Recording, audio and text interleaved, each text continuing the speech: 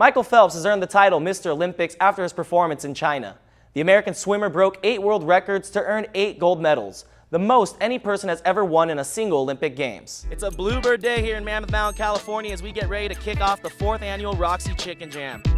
Más de $1 billón prometido en ayuda alimentaria, tasas de cero positivo bajan en Sudáfrica y los países de Austria y Suiza se preparan para la Copa de Oro. First 2 events is ready to get going here at the 4th annual Roxy Chicken Jam. I'm about halfway up the half pipe right here, and it's looking good. Nice and firm. The girls are ready to rip it. Let's see what they got in store for us. In the pipe, the battle would boil down between 2 of women's snowboarding's most decorated riders. Olympic gold medalist Kelly Clark was out to prove that she still had it in her to go bigger than the rest of the pack.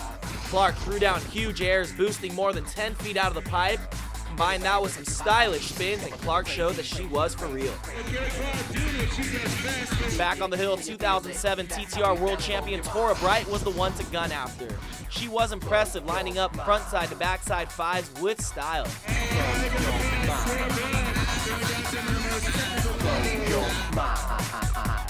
After a massive air to fakie, Bright would set up for a cab 7. She had troubles with it earlier in the day, but on her final run, Tora Bright would stomp it and ride away confident. Nice run for Tora Bright with that cab 7. Big round of applause for Tora Bright.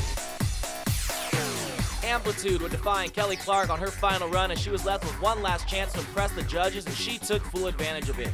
Aztec senior linebacker Kyle Grosky is hungry. It's the same as always, just smash mouth football. Everybody's really been working hard. We've been on each other. Going into game 1 is 100%. Senior linebacker Brady Lucas is extremely motivated. Coming out really strong. Got a lot of experience coming back. In the box, we're pretty solid. A lot of big guys. I mean, it's going to be hard for people to run against us. I mean, we're pretty big, solid up front.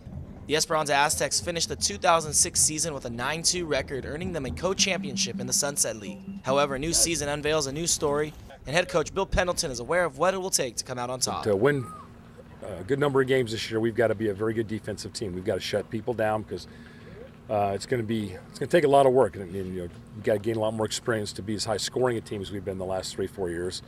So we got to do a better job on defense. Give me right formation. Let's go over veer pass real quick. Here we go, veer pass.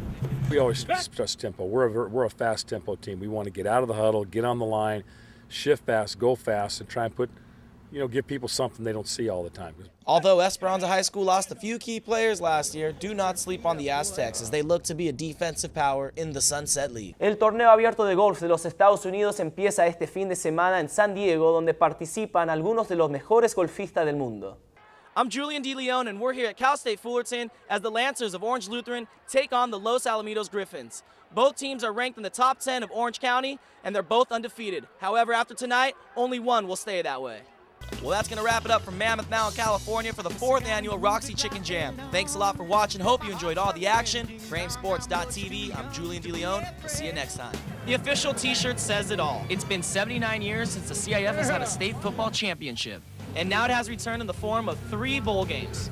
The Division II matchup brings together the Lancers of Orange Lutheran against the Palo Alto Vikings. This past year, the football season in Southern California was a tremendous one, and let me tell you, it has been very exciting to be a part of the action. For the past 3 years, I've covered high school football throughout Orange County, and each year, the athletes raise the bar higher and higher.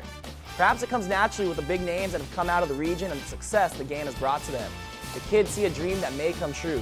Or perhaps the coaches who continually push their players to the next level, or the parents who pass on the lessons of discipline. Maybe the teachers that interact with them on a daily basis. Whatever it is, it all comes back to the kids. They play hard week in and week out with dedication, with heart, and most importantly, with respect. The fact is, the majority of these young men we see will not go on to play football after high school. But you know what? That means more to me. The lessons they have learned will stick with them for life. And that's what really matters. The Olympic torch in Beijing, China has been extinguished, thus marking the close of the 29th Olympiad. President of the IOC, Jacques Rouge, praises the 2008 Games, saying they were truly exceptional. 3 academies of the United States military gathered at the beautiful campus of Soka University in Southern California for the All-Academy Gymnastics Championships. The best gymnasts representing the Army, Air Force, and Navy flipped, tucked, and twisted in an overall team competition where the academy with the most points would come out on top. Before we get into what we got going on this week, Paul, You've been covering St. Margaret's all year. Yeah. Coach Harry Welch is new on staff there, and he is just having a heck of a time with those boys. Tell me a little bit about that. You know, with the end of football, we don't stop here at aimsports.tv. We keep things rolling throughout the winter season. So make sure you keep checking back with us here on aimsports.tv as we bring you the best of high school sports throughout Southern California. You know, we strive to showcase a wide variety of events here on AIM Sports, and on this channel, we mix it up with a bit of everything, such as kart racing, baseball, wrestling, and many special series such as the Van Slam City Jam, where we hop around North America with the greatest skateboarders in the world. Well, we spiked the punch a little bit more here on the Sports Highlights channel with the introduction of everything automotive. The U.S. Open of Tennis commenced this week in New York City.